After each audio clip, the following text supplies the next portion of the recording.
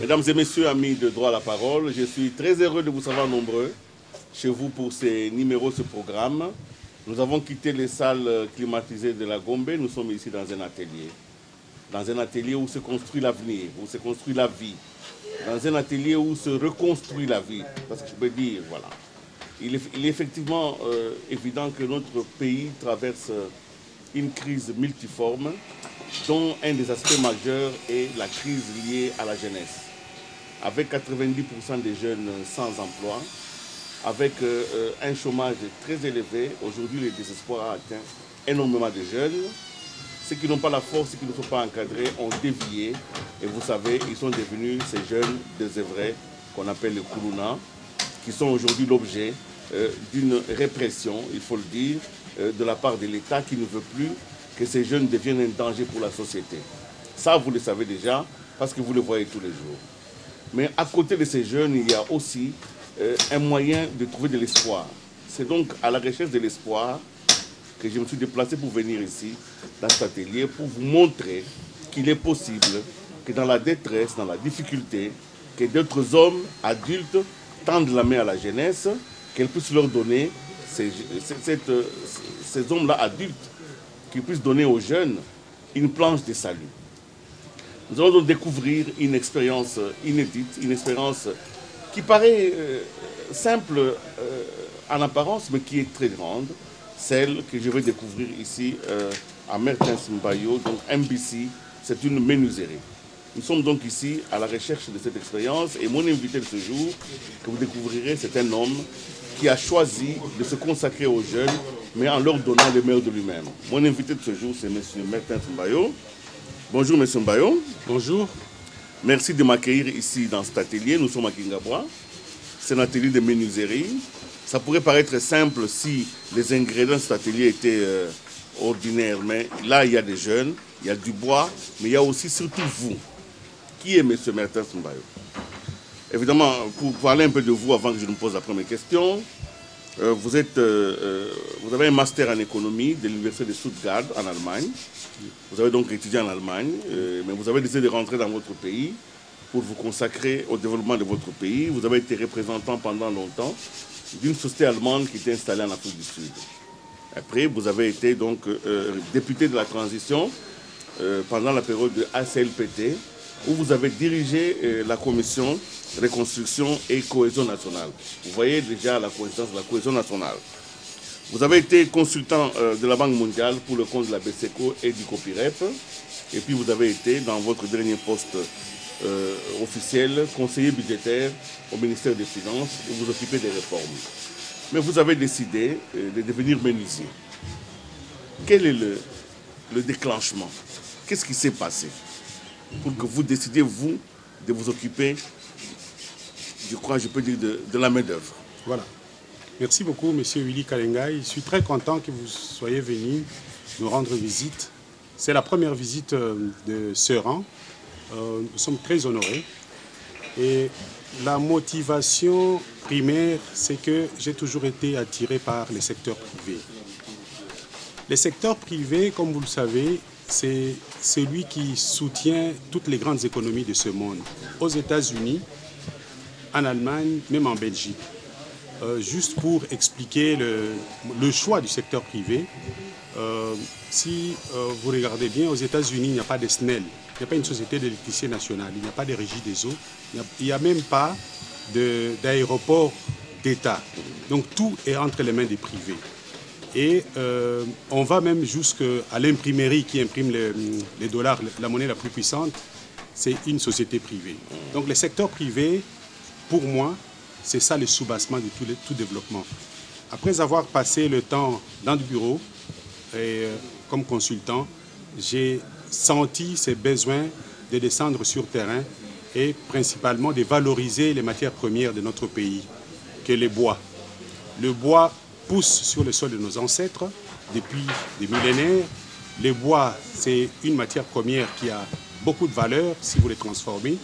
Qu'est-ce que nous avons décidé? D'entrer dans cette filière, de valoriser le bois et en plus de cela, de valoriser surtout la jeunesse.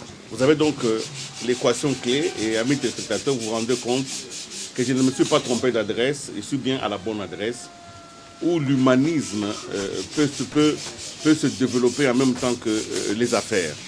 Évidemment, parce que nous allons parler du bois, on va d'abord commencer par ce bois-là en question. Nous sommes ici et vous êtes assis sur du bois. C'est une chaise qui a été fabriquée ici, même la table sur laquelle nous discutons, même les éléments qui sont derrière moi ici, c'est des faits dans cette maison ici. Mais parlons d'abord du bois. Quel bois vous utilisez ici avant de parler des hommes? Il y a plusieurs essences de bois. La plus chère, la plus luxueuse et rare, c'est ce qu'on appelle le bois noir. Le bois noir a été interdit parce qu'il est devenu très rare. Et interdit d'exploitation. Interdit d'exploitation, même d'exportation. Le bois d'ébène. Et le meilleur bois d'œuvre, c'est l'Afromosia. L'Afromosia vient principalement de la province orientale et de la province de l'Équateur. L'Afromosia, c'est au fait le bois que vous trouvez dans les meubles qui sont au salon et dans la salle à manger. Les portes en Afromosia, je vais vous donner juste un petit exemple. Les portes du grand hôtel, les grands salons où vous entrez sont en Afromosia. Donc les portes du salon d'honneur, le salon voilà, du Congo. Oui. Et le deuxième bois, c'est le bois qu'on appelle Kambala. Ici, vous n'avez pas un extrait de bois noir. Le bois noir, on n'a pas d'extrait parce que c'est interdit. C'est interdit. Voilà. Et nous avons le bois qu'on appelle communément Kambala. C'est le mot scientifique, c'est Iroko. L'Iroko est plus répandu.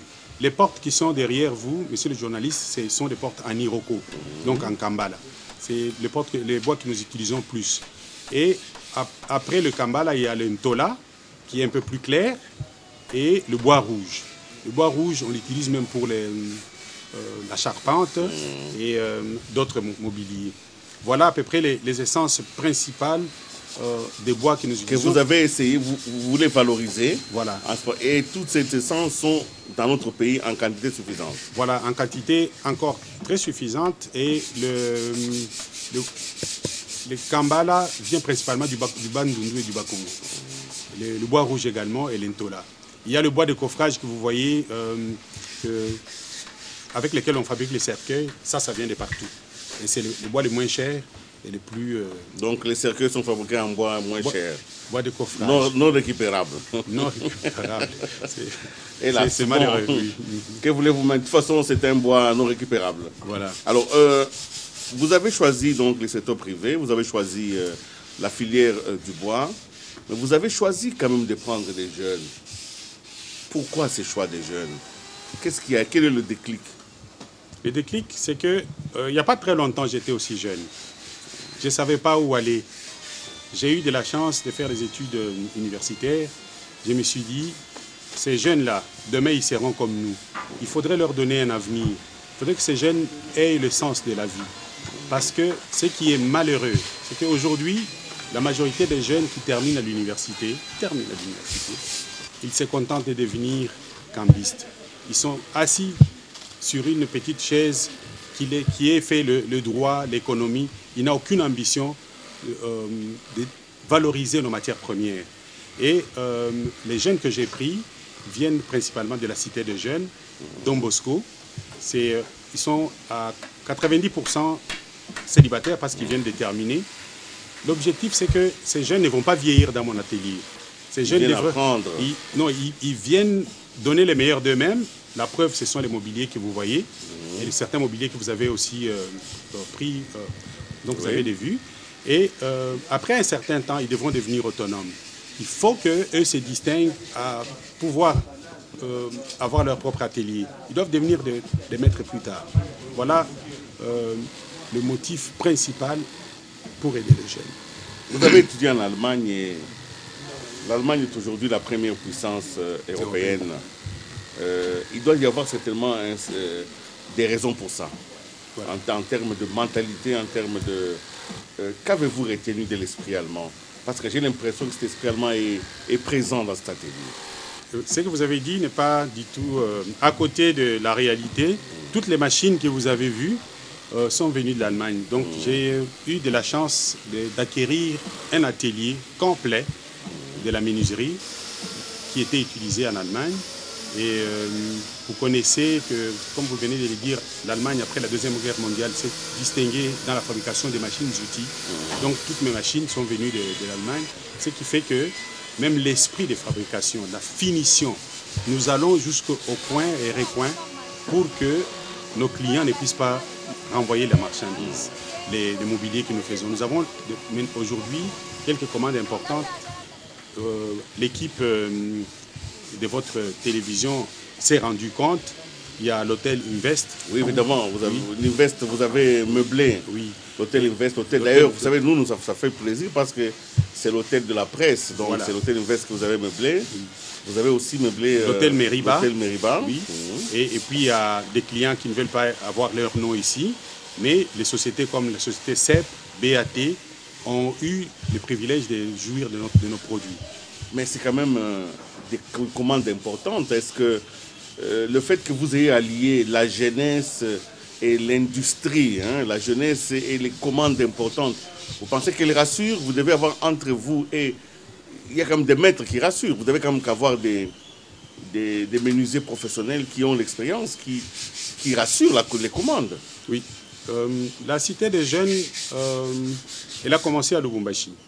C'est là où il y a les racines. Ici, il y a 2 sites de Cité des Jeunes, à Massina et à Lukunga. C'est quand même la référence pour la menuiserie. Celui qui a déjà été à la Banque centrale, toute la haute direction, les portes qui sont là sont venues de la Cité des Jeunes. Magnifique. Donc, ça signifie que c'est le travail de qualité. Là, je ne vais pas... c'est des jeunes, ce n'est pas des Koulouna. Oui, au lieu de choisir la machette, ils ont choisi le bois. Et ils les transforment.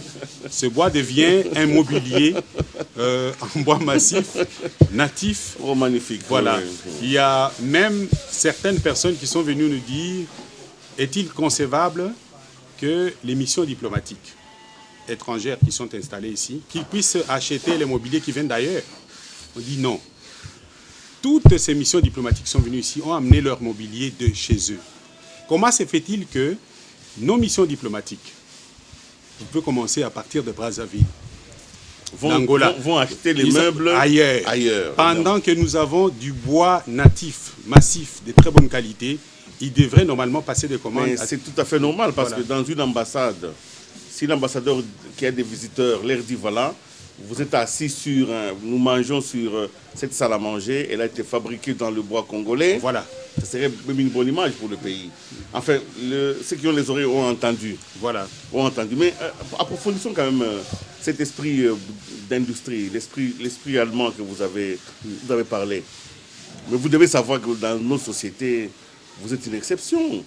Que ce que vous faites là peut paraître comme une goutte d'eau dans l'océan. Oui. Alors, comment vous vivez ça? Je suis conscient. Je sais que l'avenir nous donnera raison. Parce que l'argent, au fait, ça se gagne dans la boue. C'est un adage, un très vieux adage comme le monde. Et ça se consomme sur les tapis. Là, on ne peut pas consommer l'argent dans la boue. Même les trésors des diamants, après avoir attrapé les gros diamants, ils vont dans des hôtels, ils se prélassent. Et c'est ce qui signifie que nous avons une vision pour l'avenir de la jeunesse. Le message que nous voulons laisser à la jeunesse, c'est que cherchez l'argent là où c'est difficile. Et quand vous l'aurez, vous pouvez les dépenser là où vous voulez. Et il n'est pas concevable pour beaucoup de jeunes ici qui se réveillent le matin, depuis 1900, je ne sais pas combien, ils se réveillent chaque jour le matin, ils s'assient. Les poissons qui naissent dans notre fleuve, ils grandissent, ils meurent de vieillesse. Le bois qui grandit, qui a commencé à grandir depuis très longtemps, qu'il puisse aussi pourrir dans la forêt et que nous puissions nous asseoir. Et pleurer de faim. Surtout, c'est que nous déplorons que les gens puissent s'asseoir sur les déchets qui viennent principalement des pays asiatiques. Des pays asiatiques. On prend les déchets, on les comprime, on les met dans la colle et puis on met une petite couche de plastique dessus. On vous dit c'est un mobilier. Faites attention, s'il pleut et que ce mobilier attrape de l'eau, il pourrit directement. Vous ne savez même pas le réparer. Certains ont fait des témoignages. Nous en avons fait des témoignages et je crois que vous n'avez pas besoin d'insister longtemps. Voilà. Pour défendre notre économie, pour défendre l'intégrité de notre pays, mais surtout pour défendre l'indépendance économique, nous devons consommer congolais. Et ici, il y a du bois congolais, il y a des meubles que vous pouvez vérifier. Et c'est une fierté d'ailleurs que vous puissiez le dire. Mais qu'est-ce qui a fait que toute cette industrie étrangère de mauvaise qualité se soit ainsi répandue dans le pays, à votre avis? À mon avis, c'est le problème de l'inachevé, l'esprit d'inachevé qui hante les Aïrois devenus Congolais aujourd'hui. Donc il faudrait que nous puissions donner la même qualité que les produits qui sont importés. Les premiers clients que nous avons eus ont dit « Hourra ». Nous avons maintenant trouvé quelqu'un qui peut nous faire le bois avec la même qualité occidentale et asiatique. C'est ce qui a fait que aujourd'hui, si vous allez à Delvaux, les gens se limitent à prendre quelques mobiliers d'œuvres comme les œuvres d'artistes.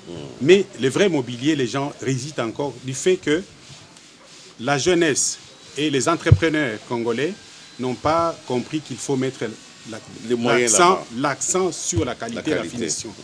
Et en plus de cela, ce qui est très important, il serait très rare, et je parie, de trouver quelqu'un qui a terminé les études universitaires et qui abandonne sa cravate et qui dit qu'il va toucher maintenant la poussière du bois pour les transformer. Parce que nous avons une culture. La plus grande industrie à Kinshasa, c'est l'industrie politique. Donc ça signifie que la majorité des gens prennent des raccourcis pour atteindre les postes. Oui, pour atteindre les postes. Le plus simple exemple, c'est celui où il y avait 500 places. Pour 15 000... Non, c'était 18 000 candidats ça pour 500 que, places. Oui. Aujourd'hui, il y a 500 entreprises qu'il faut créer.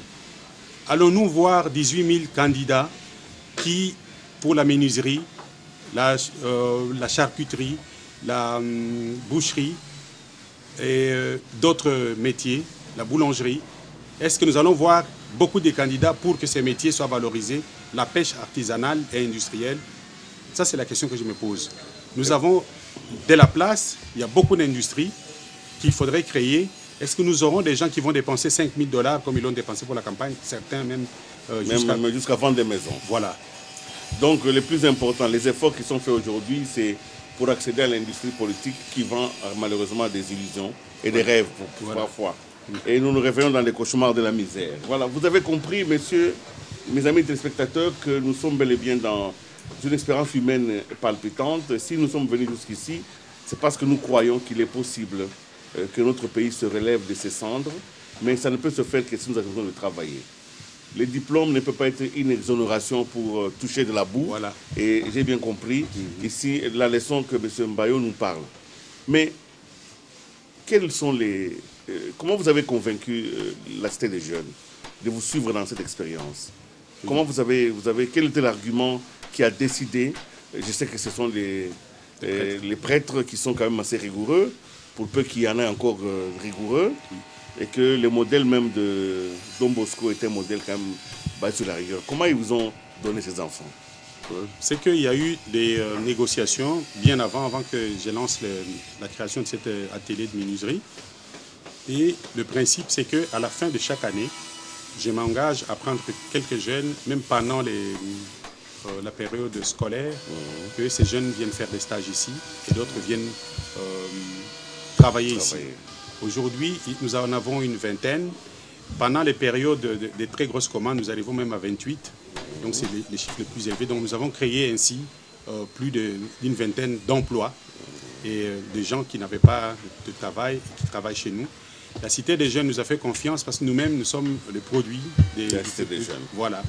Et, donc, vous êtes en fait un ancien de Don Bosco. Voilà. Ah, Don Bosco Lubumbashi, Don Bosco Kinshasa, voilà. C'est quand même bien, c'est un seul endroit, il n'y a pas beaucoup de moustiques dans la ville ici parce que les jeunes travaillent. Mais alors, évidemment, c'est travailler le bois, vous devez l'acheter, travailler le bois, vous devez vous acquérir parce que vous n'avez pas, vous, une concession. Oui. Comment vous faites pour acquérir la matière première? Voilà, c'est là où beaucoup de nos frères congolais se cassent les dents parce que nous n'avons pas de structures de microfinance qui permettent à ceux qui ont des initiatives comme la nôtre d'accéder facilement au crédit. Et normalement, ça devait être très simple. Vous présentez ce genre de projet et on vous suit pour que vous puissiez accéder à des matières premières, parce que le plus grand problème que nous avons, c'est avoir un stock suffisant de bois. Le bois, il est très capricieux. Il y en a qui disent même que le bois est comme une femme. Il faut les traiter avec beaucoup de tendresse. Si vous le travaillez très tôt, le bois va continuer à bouger et vous aurez des meubles qui sont tordus. Donc, le problème crucial que nous avons, c'est de trouver une grande quantité de stock de bois, de le laisser sécher et de les travailler quand le bois devient sec. Donc, jusqu'à aujourd'hui, nous vivons de la main à la bouche. Nous approvisionnons du bois dans des marchés locaux et les mobiliers que nous fabriquons, c'est surtout pour les clients qui donnent une avance et ça vous permet d'acheter. Voilà. Donc vous n'avez pas quand même un fonds de stock qui vous permet de faire de mobilier et de les exposer par exemple. Voilà. C'est à ce niveau-là que nous allons nous battre l'année prochaine pour que nous puissions fabriquer plusieurs mobiliers et les exposer dans des espaces commerciaux en ville pour que les gens voient les produits que nous avons. Aujourd'hui, c'est grâce à la force du marketing acquise à l'université que je me ferai le chemin. Quelques chemins, mais vous n'êtes quand même pas n'importe qui. Vous avez été député, vous avez quand même gardé quelques liens avec le Gotha. Voilà. Alors, quelle est la réaction de vos amis, voilà, les ministres, les députés, voilà, les gens avec qui vous avez été dans le Grand Hôtel, même Ling et tout voilà, ça? Quand vous leur parlez, vous êtes devenu menuisier, qu'est-ce qu'ils vous disent? En fait, c'est une très bonne question. Chaque fois que nous sommes dans des manifestations, en cravate avec les collègues, monsieur, vous vous appelez comment? Martin Simbayo, menuisier, quoi? Et ça donne de l'admiration que les gens voient un menuisier qui s'exprime bien en français, un menuisier qui entre aussi dans certains milieux. Parce que nous allons bientôt entrer dans l'âge de la retraite. Je me demande ce que mes collègues deviendront. Est-ce qu'ils auront l'exercice de pouvoir tenir dans un métier comme celui-ci? C'est que, curieusement, je suis encouragé par les amis. Il y en a qui souhaiteraient que je me casse les dents pour dire qu'est-ce qu'il pense. C'est un aventurier, il pensait qu'il allait réussir dans la menuiserie. Dieu merci, ça marche encore très bien. J'ai un fils qui a presque 30 ans et qui travaille avec moi. Et c'est bien. Donc celui-là vous avez passé le flambeau. Voilà. Ah, magnifique. Alors, si nous avons accepté de faire cette émission, ce n'est pas simplement pour faire de la publicité. Si ça va, tant mieux. Si vous voulez acheter, tant mieux. Mais c'est beaucoup plus pour faire l'exemple, pour montrer l'exemple. Parce que l'exemple, c'est ça même, le chemin de l'apprentissage. C'est par l'exemple que nous grandissons. Et l'exemple de M. Mbayo est un exemple important. Alors, vous avez parlé de l'approvisionnement du bois qui est complètement difficile. Vous n'êtes pas aidé sur le plan financier parce que vous n'avez pas de crédit. Mais c'est quand même un exemple qui peut aussi faire écho. Quel message vous avez aujourd'hui l'idée de lancer d'abord aux autorités pour ce projet précis? Parce que moi, je considère ça comme un projet pilote. Voilà. Un projet pilote qui peut être répercuté dans plusieurs provinces. Ça, c'est vrai. Merci beaucoup pour cette question qui est très importante. Et le message le plus important, c'est que les autorités du pays, particulièrement le président de la République, dans son discours d'investiture, avait parlé de la création d'une classe moyenne. Il faudrait que nous ayons une classe moyenne, il faudrait que le secteur privé soit porteur. Aujourd'hui, ce n'est même pas une équation très difficile de donner une commande de bancs scolaires. Les bancs scolaires sur lesquels vous et moi nous étions assis sont déjà cassés. Parce que c'est depuis 1960 que ces bancs existent. Si le ministère de l'EPSP me donnait ne fût-ce que le 10e des bancs scolaires, parce que la République démocratique du Congo a besoin de 6 millions de bancs. Aujourd'hui, si j'ai les 10e, ça fait 60 000 bancs. Même le 2 dixièmes, je serai déjà parti. Donc, j'ai fait appel à ceux-là qui voudraient se lancer dans le même secteur, qui a encore à boire et à manger pour tout le monde. Simplement, les domaines des bancs scolaires qui étaient devenus un chantier très important. Vous avez vu plusieurs fois le ministre de l'EPSP et le Premier ministre se déplacer, inaugurer des écoles. Ce n'est qu'une petite goutte d'eau dans l'océan. Et ces bancs-là avec la qualité des mobiliers que nous faisons, ça peut nous suffire. Il y a un deuxième domaine dont on a parlé tout à l'heure. Nos ambassades, quand ils s'installent à l'étranger, ils achètent des mobiliers dans ce pays. C'est inconcevable. Ils devraient commander des mobiliers sur place et que ces mobiliers fassent la fierté à l'étranger.